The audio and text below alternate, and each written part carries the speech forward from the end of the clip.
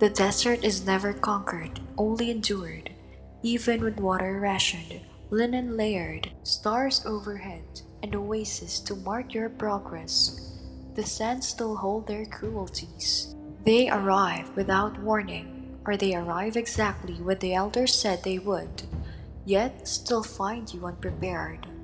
To cross here was to accept not just thirst and fatigue, but to test the desert scattered along the way like hidden snares. The first and most feared was the storm of sand. It did not always begin with thunder or cloud. Sometimes it was only a faint haze on the horizon, a bruise against the pale sky.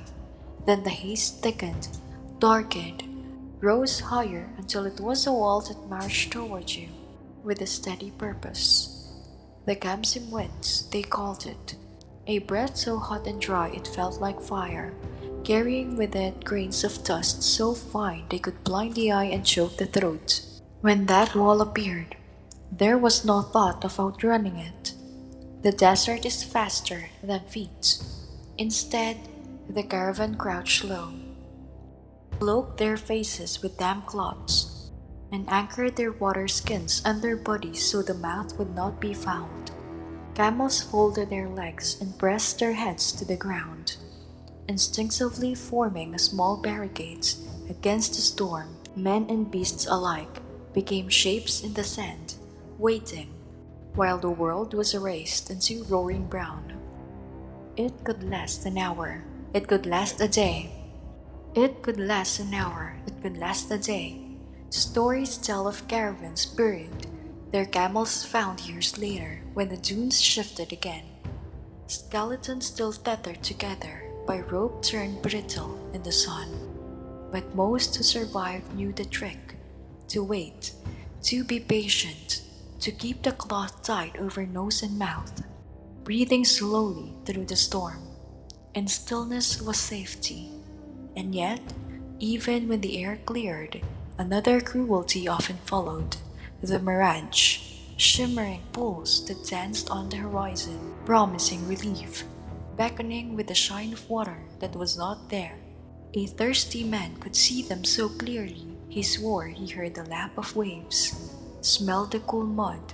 Some broke from the caravan, chasing the shimmer until their footsteps vanished into the dunes. Few returned.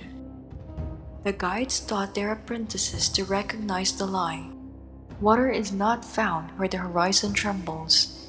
It is found where the palms rise, palms not light, where the true signal. And if your eyes burnt and your throat begged, you learn to look not forward but sideways, to see if the mirage shifted as you moved.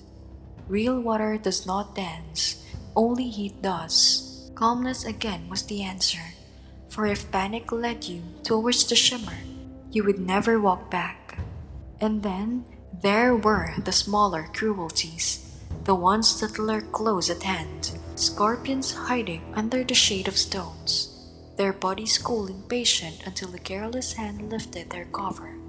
Snakes coiled beneath the drifted sand, invisible until a footstep roused them. The answer was not to fear but to watch, to shake out sandals before walking, to tap the ground ahead with a staff, to set watches at night not only for raiders, but for the soft, silent movements of creatures that share the desert. These hazards demanded vigilance, but they also demanded order. The caravan learned to keep its watch in shifts, small groups awake while others slept.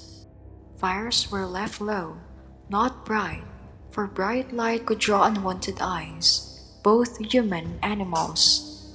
A circle of mats and camels formed the perimeter, and within it, the men slept with linen pulled over faces, trusting that their companions' eyes were open.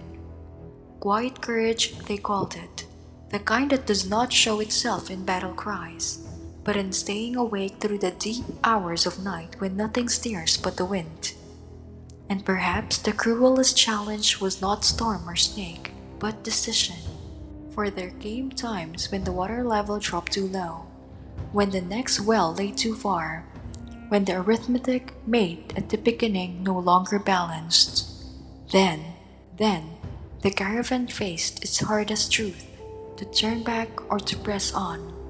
Turning back meant shame, lost goods, wasted days. Pressing on meant risking the silence of the dunes.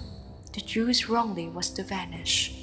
And so, the desert tested not just the body, but the mind, the pride, the patience of its travelers. Every hazard was a lesson. Storms taught stillness, mirage taught skepticism, creatures taught awareness, decision taught humility. To survive, one had to weave them all together into a single fabric of endurance. And those who did not, those who hurried, those who panicked, those who drank too quickly or chased shimmering water, they were the 99. But for the 1 in 100 who endured, there was always a reward waiting. The first faint scent of damp earth, the rustle of palms in the night, the sound of water moving in darkness. And so our journey ends where theirs did, at the edge of survival, in the moment when the desert gives back what it has withheld. At first, it is only a scent, faint, almost imagined, not the sharp salt of sweat or the dry dust of stone, but something cooler, greener, damp. The men lift their heads, nostrils flaring. A few exchange looks without speaking. They know better than to say the word too early, but they lengthen their stride all the same. Then the ears catch it, a hush beneath the silence, the soft rush of water pulled up from a well, the creak of rope over wood, the murmur of animals shifting in their pens. It might be only a trick of the wind, but it swells with every step until the silence of the desert feels fragile, ready to crack. And then the eyes confirm it, against the horizon, darker than the dunes. A cluster of shapes rises, palms swaying slowly, their fronds cutting shadows against the last gold of the day. No shimmer this time, no dancing heat, only the steady, unmoving promise of life, the oasis. Relief comes in waves, not all at once. First, the shoulders loosen, then the breath deepens, then the chatter begins, quiet but unstoppable. Men pointing, laughing under their breath, calling the names of their gods.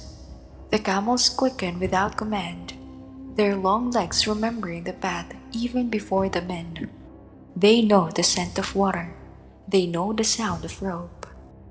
When you finally step into the shade of the palms, the coolness is almost overwhelming. The ground darkens where roots draw moisture from deep below.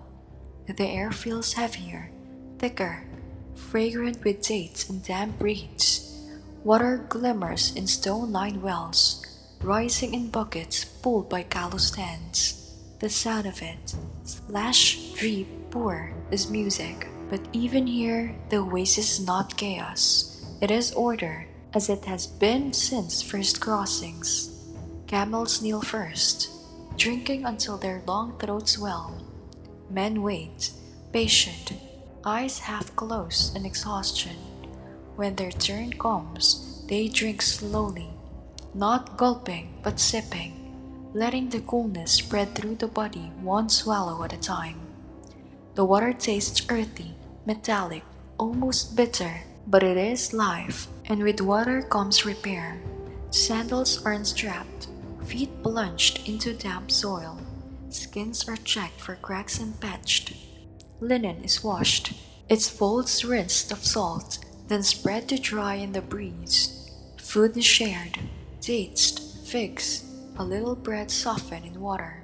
Salt is pinched between fingers and touched to the tongue to replace what the body has lost. Small trades are made, a strap for a skin, a handful of fruit for a twist of resin. The caravan machine hums back to life. Night falls differently here, not with dread, not with the cold emptiness of the open dunes, but with a soft murmur of water and leaves. Fires are lit not to ward off fear, but to cook, to gather around, to mark the end of a trial endured. Some men sleep instantly, sprawled on mats under palms. Others lie awake, staring at the stars with new eyes, no longer as a map of survival, but as distant companions that had led them there. And this is the moment when the truth of the journey settles in, that all the patience, all the linen and salt, all the careful counting of gourds, all the calm pacing under the stars, was for this, the chance to sit in shade, to sip cold water, to live another day. 99 out of 100 had never made it this far. They drank too fast, or walked too quickly, or chased a mirage, or stayed too long at the wrong well. But the 1 in 100 did, not because they were stronger, or braver, or wealthier, but because they were patient, because they listened to the desert's rhythm and obeyed it. And that patience is what echoes long after the crossing is complete.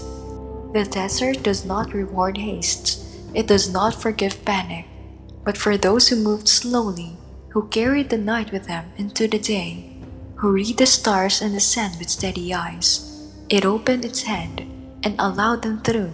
So the palms stand not only as relief, but as a monument to the cloth wound carefully at dusk, to the sip taken slowly at dawn, to the stillness held during storms, the calm eyes that ignored the shimmer of false water, the quiet watches kept in the dark.